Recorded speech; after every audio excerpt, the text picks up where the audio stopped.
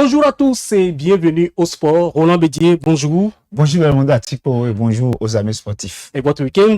Très bien, ça bien passé. Les écureuils ont effectué hier leur première séance d'entraînement, hier lundi 23 mai 2022. Il y avait au total sur le terrain 6 joueurs. Roland Bédier, quels sont ces 6 joueurs? Tout à fait, Belmondo. Il s'agit de Michael Poté, de Steve Mounir, Anem Tidjani, Junior Olaïtan et les gardiens de but comme Marcel Dandinou et Saturin Alagui. Et la première séance d'entraînement s'est déroulée dans une ambiance de très bonne humeur. Tout à fait. Hier, sous la houlette du sélectionneur par intérim, la première séance d'entraînement de ces écureuils ont été effectuées pour la vague des 6 joueurs qui sont présents au Bénin. Au Bénin, déjà. Alors, ce mardi jusqu'au vendredi, l'effectif de Moussa Latoudi sera au grand complet. C'est ce que nous dit ici sur le reportage Sicaro.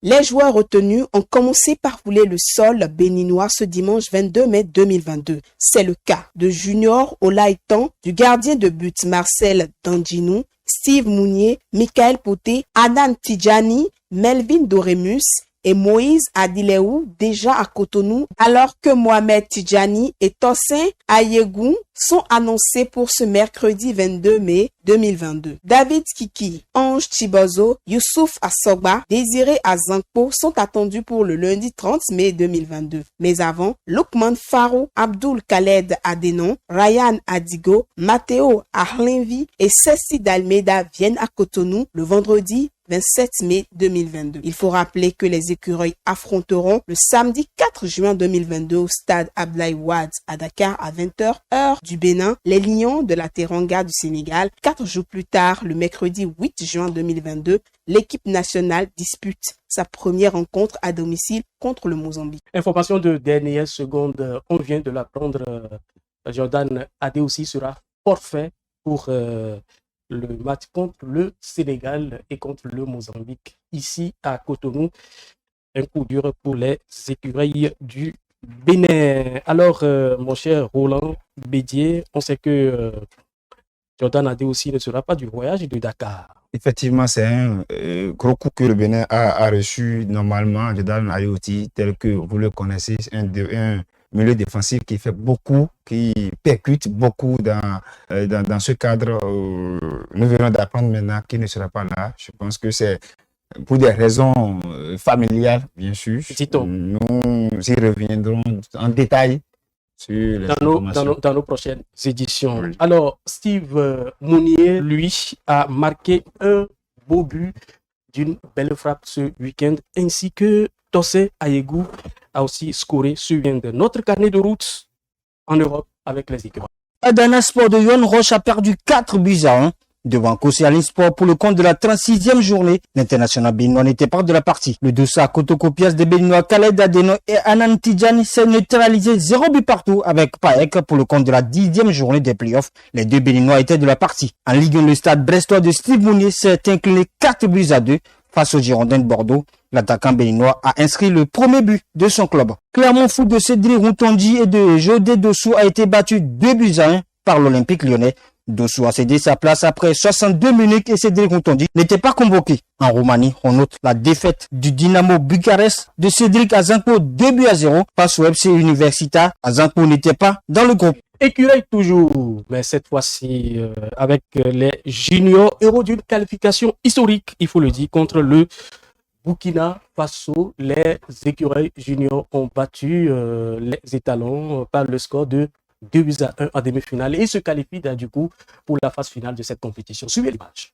Les écureuils U20 écartent leurs homologues du Burkina Faso et accèdent à la finale du tournoi UFOA B 2022. S'ils ont dû attendre la séance des prolongations pour arracher la victoire, les écureuils U20 n'ont pas tremblé face au Burkinabé dans un match très serré où les 2 équipes n'ont pas pu se départager à l'issue des 90 minutes du temps réglementaire. C'est la période des prolongations que les écureuils U20 du Bénin ont choisi pour sauver leurs adversaires. Dès la 95e, Malik Toyi marque le premier but, puis à la 111e minute, Djalilou Ibrahim a doublé la mise pour écoper d'un second carton jaune synonyme d'un rouge pour être exclu logiquement après sa célébration. La réduction du score vient après 9 minutes par les Burkinabés. Les écureuils U20 remportent avec du caractère cette victoire et composent leur billet pour la CAN U20 2023 en Égypte. En finale, les écureuils sont tombés les armes à la main devant le Nigeria, score 3-1. Le commentaire. Auteur d'un beau parcours au Niger, le Bénin n'a pu faire tomber le Nigeria en finale du tournoi qualificatif UFOA B U20. Les écureuils U20 ont beau résister mais finissent par craquer sur un pénalty sifflé par le Burkinabé Amadou Diero, suivi d'un carton jaune pour Cyril Aloha. Ojo ouvre le score pour le Nigeria à la 39e minute. Réduit à 10, les hommes de Mathias Degueno craquent et concèdent un deuxième but sur une frappe limpide de Ojo qui signe son doublé à la 68e minute. Le Bénin encaisse même un troisième but à la 77e. Un but inscrit par Ibrahim Mohamed à la suite d'une mauvaise relance du gardien de but béninois. La réduction du score de Farid Edou à la 83e minute ne change rien. Score final 3-1 et le Nigeria s'offre le sacre final du tournoi qualificatif UFOA B U20. Le Bénin penchera désormais sur la CAN Junior qui aura lieu en Égypte 2023. Le Nigeria et le Bénin sont donc qualifiés pour la phase finale de la compétition qui aura lieu donc en Égypte. Roland Bédier, on peut dire que les juniors béninois, voudrais-je dire, ont véritablement mouillé le maillot en terre nigérienne. Effectivement, je pense que c'est une belle réalisation de la part de ces juniors, de ces écureuils juniors. Et personne n'y croyait. Hein? Effectivement, surtout ce tactique mis en place par l'entraîneur Mathias Degueno, que vous connaissez très absolument, bien. Absolument. Une belle réalisation. Je ne parlerai pas trop de son système de jeu, mais il a tout mis en œuvre pour que les juniors réalisent un bon tournoi. L'objectif normalement de ce tournoi, c'est la qualification à la CAN en Égypte 2023. Je pense que chose faite, les écuries sont qualifiés pour cette CAN. Je pense que c'est de bon augure. C'est de bon augure. Dans leur groupe, ils ont par exemple battu le Togo par 1-0, la Côte d'Ivoire par 2-1. Et ils ont fait match nul contre le Niger. 7 points, premier solide dans ce groupe. Et derrière, on retrouve la Côte d'Ivoire et ils se qualifient pour la demi-finale où ils sont tombés sur le Burkina qu'ils ont battu. Personne ne s'y attendait. 2-1. Bravo à cette équipe béninoise. Vraiment, bravo à cette équipe parce que c'est seulement à la finale qu'ils n'ont pas pu trouver les armes efficaces, les vraies armes pour pouvoir. L'arbitrage n'était pas clément. Effectivement, si vous regardez le carton coupé par un joueur béninois, je pense qu'il n'a aucune faute. Un carton rouge. S'il y avait la VAR, dit-on, en Europe, l'arbitre aurait savoir véritablement qu'il n'y a aucune faute. Aurait reconsidéré sa décision. Mais je pense que le sort en a décidé autrement. Mais il faut rappeler que les conditions dans lesquelles cette équipe a été préparée, l'équipe béninoise, c'est un peu difficile. 2 semaines avant le tournoi, ces équipes, ces joueurs ont été regroupés dans quelles conditions, c'est un peu difficile. C'est vrai, ils ont livré quelques matchs amicaux, mais ce n'est pas encore suffisant. Tout à fait. Je pense que les gars étaient mentalement forts. Et l'accompagnement aussi n'était pas aussi bon, aussi reluisant, puisque en terre nigérienne, on nous a parlé donc des problèmes de primes non versées à temps. Les primes ont été versées, mais pas à temps. Donc, c'est des choses qu'il faille, et c'est un impératif catégorique, que c'est des choses qu'il faille donc corriger à la longue, puisque le Bénin ne peut pas être toujours le flambeau, ne peut pas être toujours le flambeau du champion d'amateurisme. Donc, je pense que les choses évoluent pour évoluer avec le temps. Normalement. Et il faut aussi dire que c'est un groupe qu'il faut suivre de près, parce que cette belle réalisation doit être pérennisée. Tout à fait. Nous n'allons pas rentrer encore dans l'histoire. Tout à fait. Il faut que le ministre et la fédération puissent véritablement déployer les moyens pour que ce groupe soit suivi de près. Et la fierté que vous manifestez en plateau, mon cher Roland Bédier, c'est la même fierté que les Béninois manifestent dans les rues de Cotonou. Il y a très longtemps que le Bénin s'est retrouvé à un tel sommet il y a très longtemps. Et vraiment, cela voudra dire que, parce que les supérieurs, les dirigeants, ils sont en train de plus encourager les jeunes.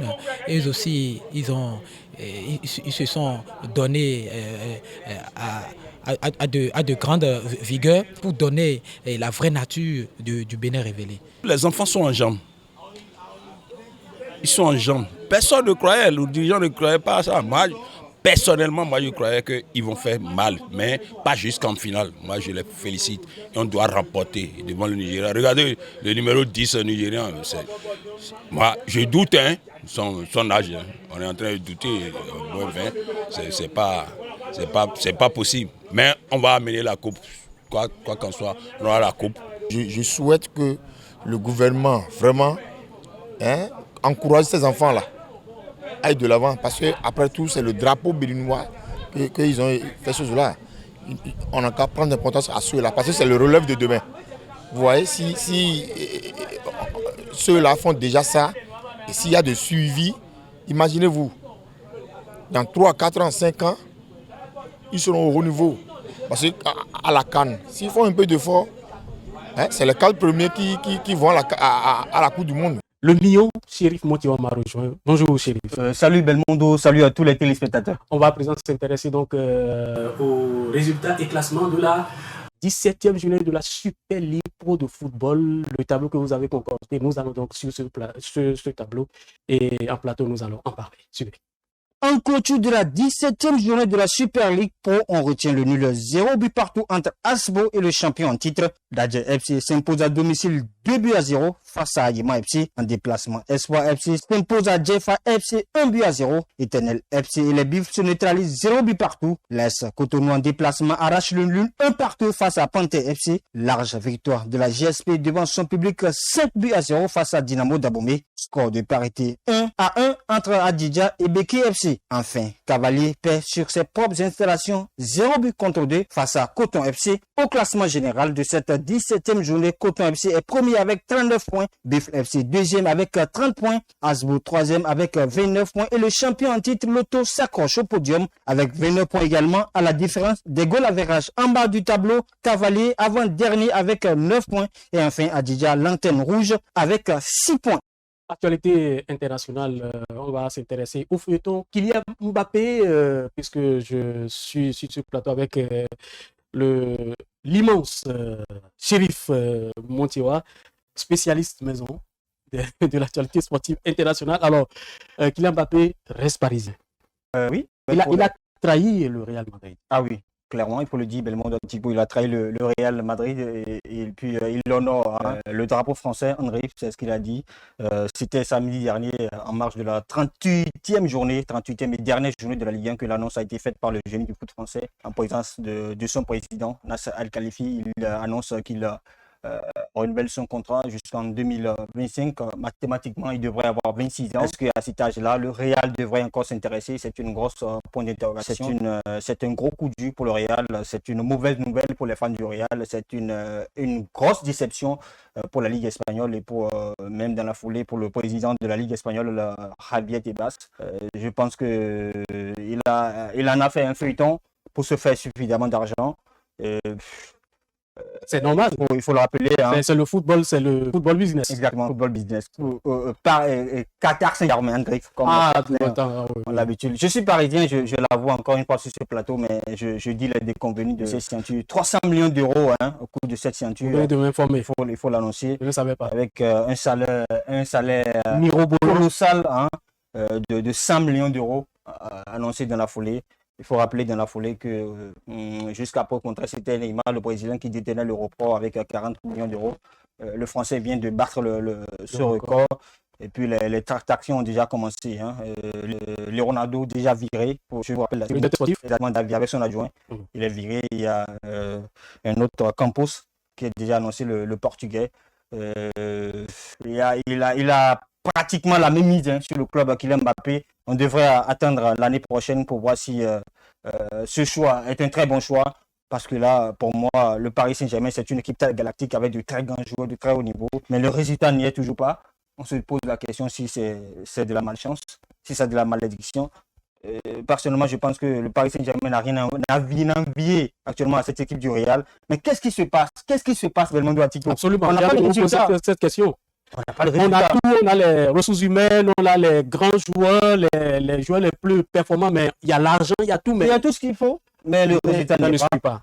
Mais il vient Le de trophée renouveler. fuit toujours, le trophée est toujours Le Paris Saint-Germain qui continue de courir après galérer. son premier trophée Et de galérer. européen, qui continue de galérer. Après, peut-être l'année prochaine, ce sera la bonne année. Je l'avais dit dans ce plateau que la première des choses pour que cette équipe ait une chance de gagner la Ligue des Champions, on a eu la chance d'en parler Tout à ici, fait. c'était de faire renouveler Kylian Mbappé. Je tiens un coup de chapeau à Nasser Khalifi dans la foulée qui a remporté ce duel diplomatique. Le président du Real, Florentino Pérez, il n'est pas n'importe qui, Tout à fait. mais réussi à tenir ce duel jusqu'à ce niveau. Je pense que c'est mettre à son actif. Chapeau et bravo à lui. On espère que cette signature puisse lui apporter du positif. Belmondo Atico. C'est un combat de braves entre le Real Madrid et le Paris Saint-Germain. Mais est-ce un bon choix pour le jeu?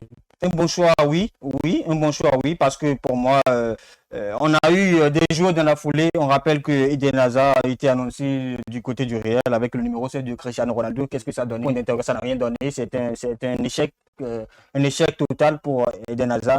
Qu'est-ce qui nous fait dire aujourd'hui que si Mbappé arrive au Real, ça devrait donner un très bon résultat? Maintenant, il fait le choix avec une équipe qu'il connaît depuis des années. C'est vrai qu'avec le palmarès du Real depuis des années, on se dit que le Real serait un bon choix, mais attention, c'est un choix d'avenir pour moi. Le Paris Saint-Germain, ça promet, mais l'année prochaine, il devrait véritablement mouiller le maillot à fond pour qu'on puisse avoir si le choix, c'est un très bon choix ou pas. L'année prochaine, Belmondo Atico.